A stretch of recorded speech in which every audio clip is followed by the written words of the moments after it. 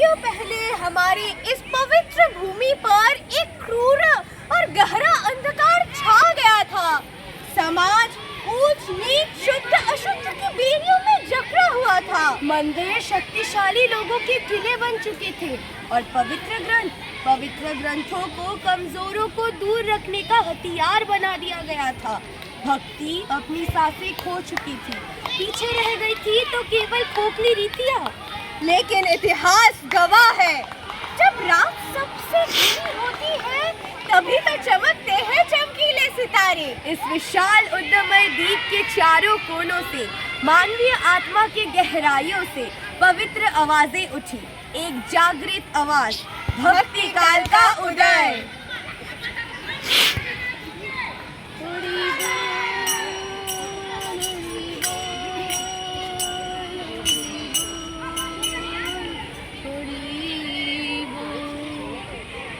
हम ये घोर निराशा में क्यों रो रहे हैं?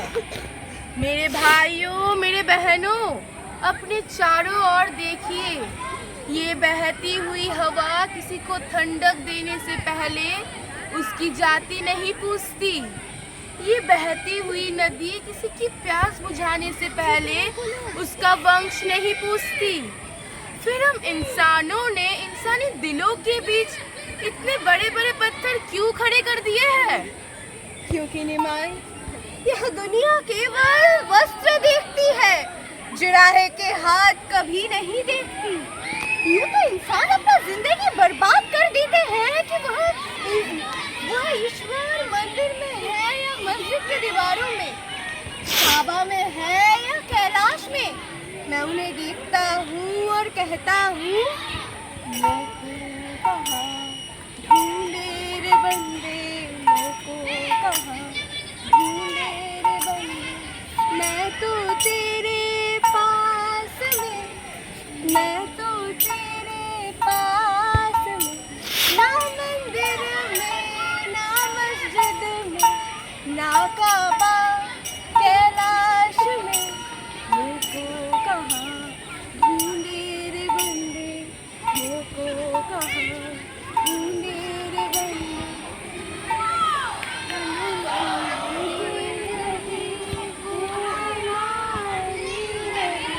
राधा रमणी सदा हमको प्यारी लगे, हम उन्हीं के हमारे लगे। आप परम सत्य कह रहे हैं भाई कबीर, मगर ये दुनिया इस रोशनी के आगे अंधी बनी हुई है। मुझे आज भी वह दिन याद है जब मैं उडुपी के कृष्णा मंदिर के बड़े द्वारों पर खड़ा था।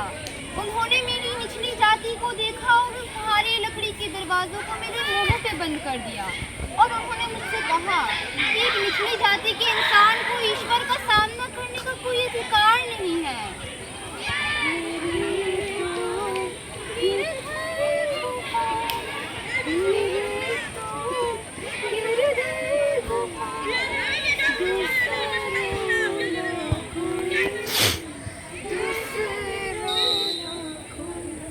और उन्होंने मुझसे कहा था कनक कि एक राजघराने की रानी का स्थान केवल महल के चार दीवारी के घूंघट के पीछे है।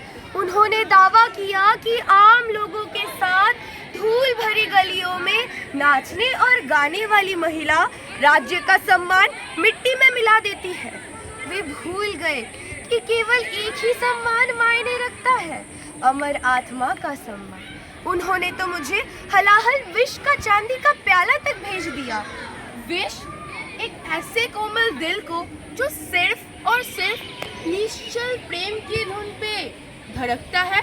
हाँ, लेकिन मैंने उसे पूर्ण विश्वास के साथ उठाया और अपने गिरधर गोपाल को अर्पित कर दिया। और जानते हैं क्या हुआ? वह जानलेवा विष तुरंत मीठे अमृत में बदल गया।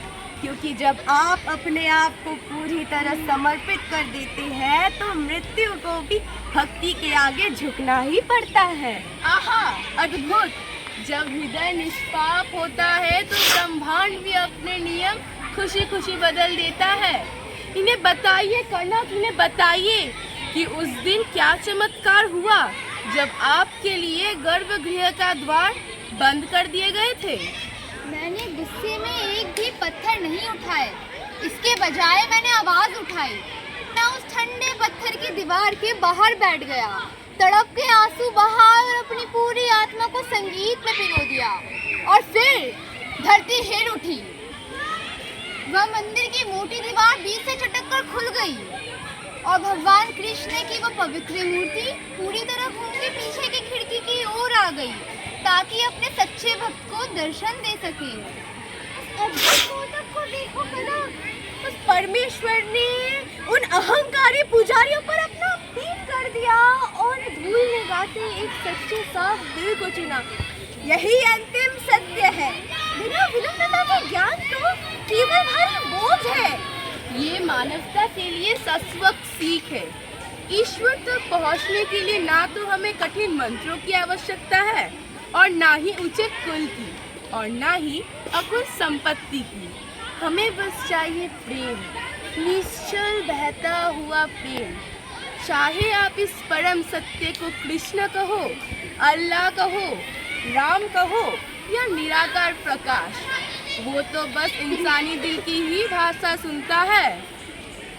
राजस्थान की तपती मरुस्थली से लेकर बंगाल के नदियों के हरे भरे किनारे तक, वाराणसी में जुल्हा के करधे से लेकर कर्नाटक के पवित्र मंदिरों तक, समय के गलियारों में एक ही संदेश गूंज उठा, एकता, समानता और प्रेम। आइए नफरत और द्वेष से मुक्त इस नए संसार का ताना बाना बुने। सुनो भाई साधो, काल करे सो